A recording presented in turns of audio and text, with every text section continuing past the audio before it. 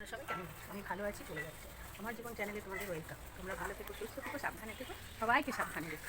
যারা আমার দূরের বন্ধু তাদের জন্য উড়ান্ত ভালোবাসা, যারা আমার কাছের বন্ধু তাদের জড়িয়ে ধরে ভালোবাসা। তোমরা আমার সাথে থেকো, তোমরা আমার পাশে থেকো। এখন বাজলো 9:45, এখন থেকে আমি আমার ব্লগটা শুরু করব। আজ আমার বড্ড লেট হয়ে গেছে উঠতে, জানো তো। তাই জন্য আগে কর্তাকে রুটি করে দিয়ে তারপরে পুজো করতে গেছি। পুজো করে এসে ওনাকে খেতে দিয়েছি, তারপরে আমি চা খেয়েছি, আর এখন মুড়ি খেলাম আলু চচ্চড়ি দিয়ে। আর এই দেখো কর্তা এখন গাছে জল দিচ্ছে রোদের মধ্যে। তোমরা একটু কমেন্ট করে বারণ করো তো। ওই দেখো আবার বলছে হ্যাট, রোদের মধ্যে এরকম তো জল দেয় বলো তো। ওই দেখো, আর আমার গাছে কি সুন্দর ফুল হয়েছে। এরকম হুদোকে দেখেছো কোনোদিন? কিরম হুদো দেখো। আমার নাতনি টিপ পরিয়ে দিয়েছে সবাইকে, দাদুকে একটা, আমাকে একটা, পাপাকে একটা, মামাকে একটা। তবে গাছে উনি জল দেন বলে না, গাছগুলো একটু সতেজ যাচ্ছে। দেখো এখানে কি সুন্দর ফুল ফুটেছে। এ দেখো কুমড়োর বিচি ছুঁড়ে ছুঁড়ে ফেলে কুমড়ো গাছ হয়েছে। দেখো ছুঁড়ে ছুঁড়ে ফেলি, পুঁতেও দিই না। এরকম বাড়ির সামনে গাছ হলে কত সুন্দর লাগে বলো। আর এই যে গাঁদা গাছগুলো দেখিয়ে নিই, এগুলো ফুল একবার করে ফুটেছে। তখন আমি মেয়ের বাড়ি ছিলাম, আমার গায়ে জল দিয়ে দিচ্ছি, দেখেছো কেমন। তখন আমি মেয়ের বাড়ি ছিলাম, জানো তো। তারপর আবার হবে, যখন হবে তোমাদের দেখাবো। কেন পাইপটা এদিকে আসছে না? পাগলের মতো জল দেয়া। সুমন গাড়ি বার করবে এক্ষুনি।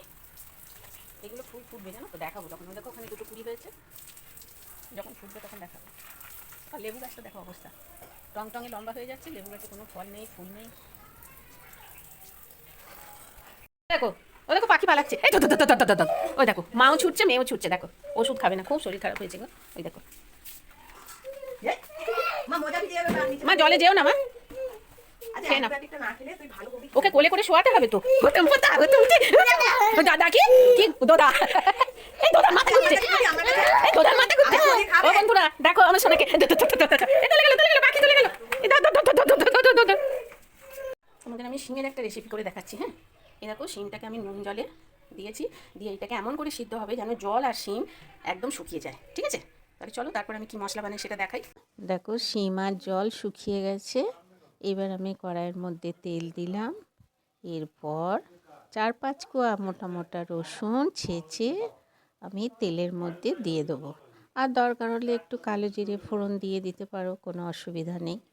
আর কাঁচা লঙ্কা 3-4টে ঝাল হওয়ার মতো লঙ্কা দিতে হবে। আমি কেটে কেটে কাঁচি করে দিয়ে দিলাম দেখো। তারপর এবার কি করব বলো তো, সর্ষে, সাদা সর্ষে আর কালো সর্ষে গুঁড়িয়ে রেখেছি ওই ছোট্ট টিফিন কৌটোটায়, সেটা জলের মধ্যে ভিজিয়ে ভালো করে সুন্দর করে ওটাকে একদম মোলায়েম করে নেবো। দিয়ে ওর মধ্যে একটু হলুদ আর একটু লাল লঙ্কা দেব, দিয়ে ওটা ফুলে উঠবে জলে।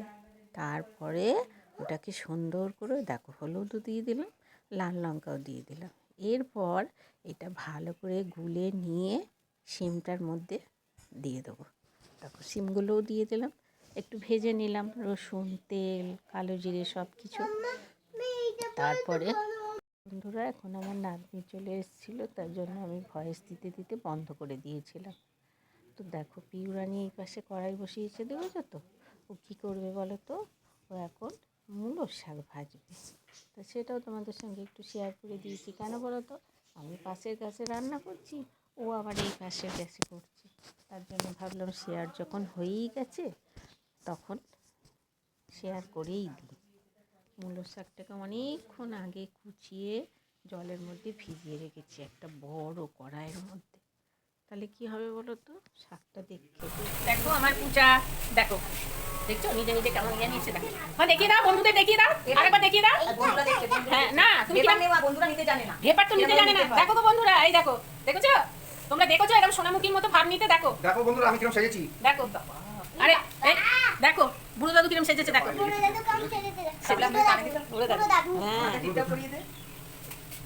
ওরে বাবা ওরে বাবা ওরে বাবা, ওটা কি ওটা কি গো, ওটা কি গো। বাহ দেখো দেখো, আর ও টিপগুলো দেখেছো, আমার টিপগুলো, আমার টিপগুলো দেখিয়ে দাও বন্ধুদের।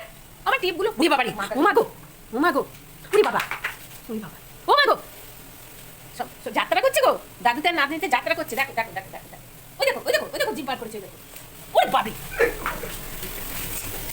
দেখো মূলোর শাক এটা, জানো এই যে আমাদের ঘরে একজন ভদ্রমহিলা দিতে আসেন, তোমাদের দেখিয়েছি তো। ও পিউ নুন দাওনি তো? হ্যাঁ আচ্ছা, পোস্তই শাকে দিয়েছ? আচ্ছা ঠিক আছে, হ্যাঁ দিলাম। হলুদ দিইনি, লাল লঙ্কা দিয়েছি, তাই একটুখানি দিলে দাও, ঝিঙে দিয়েছো তো একটু দিন, আর ওটাতে চিনি দেবো।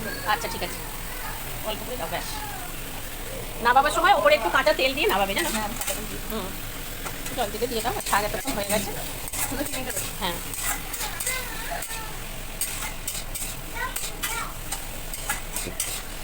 দেখো এবার দাদু নিচ্ছে, বুঝতে পারছো তো বাড়ির কি অবস্থা আমাদের। আমি তো ঘট ঘট করছি, দেখতেই পাচ্ছ।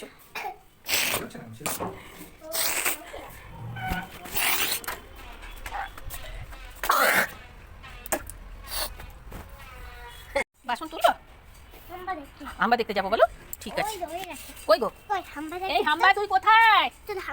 যাবো তো, ছাদে যাবো আমরা হাম্বা দেখতে। হ্যাঁ চলো, বাসনটা নিয়ে রান্না কমপ্লিট বন্ধুরা, চলো দেখিয়ে দিই।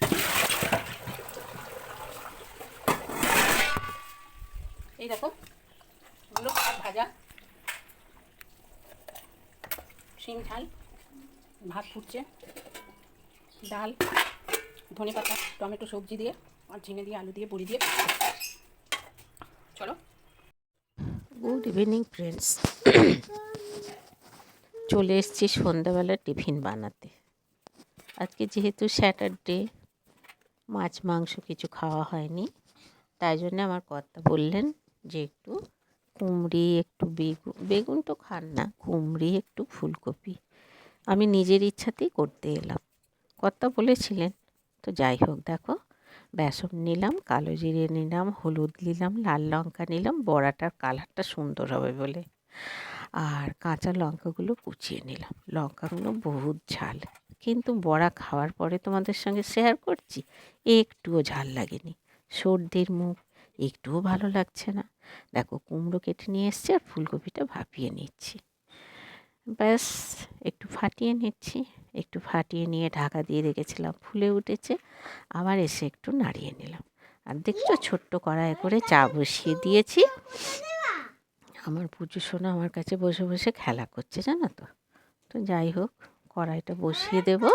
কড়াই দেখেছো নিজের মনে খেলা করছে।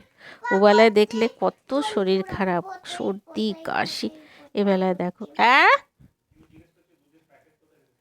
দুধের প্যাকেট।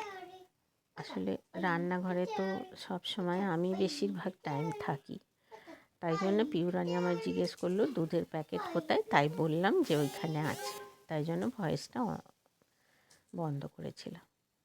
চিনিটা চায়ে দেবো না, জানো তো, পিউরানি চিনি চায়ে খাচ্ছে না, তাই জন্যে কী করব, জলটা বারবার আঙুল দিয়ে দেখছি গরম হয়েছে কি। কেন বলো তো, ওই যে দুধ গুলতে গেলেই ডালা পাকিয়ে যাচ্ছে, জানো। তাও খুব একটা জল গরম করি না, চেষ্টা করি যে ওই দেখো প্যাকেট, এই মাসের শেষ তো, ওই জন্য কিছু প্যাকেট কিনে এনেছি, 10 প্যাকেট মতো।